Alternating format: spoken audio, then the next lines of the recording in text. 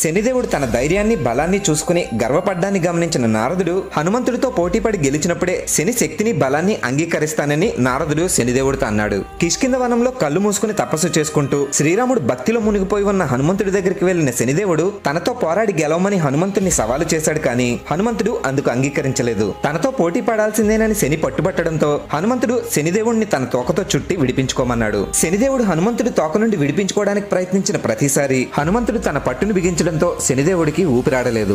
దాంతో శనిదేవుడిలో గర్వం తొలగిపోయి తనని విడిచిపెట్టమని ప్రాధేయపడ్డంతో హనుమంతుడు శాంతించి శనిదేవుడిని విడిచిపెట్టాడు. హనుమంతుడి చేతిలో ఘోరంగా ఓడిపోవడమే కాకుండా శనిదేవుడిని హనుమంతుడు తన తోకతో గట్టిగా చుట్టడం వల్ల శనిదేవుడి శరీరమంతా కమిలిపోయి ఒళ్లంతా గాయాలవడంతో హనుమంతుడు నువ్వుల నూనె తీసుకుని శనిదేవుడి గాయాలపై పూసి నొప్పిని తగ్గించాడు. ఎవరైతే శనిదేవుడికి భక్తితో నువ్వుల నూనె సమర్పిస్తారో వారిని బాధల నుండి విముక్తి చేస్తానని హనుమంతుడి భక్తుల్ని వేధించనని హనుమంతుడికి చెప్పి శనిదేవుడు అక్కడి నుండి వెళ్లిపోయాడు.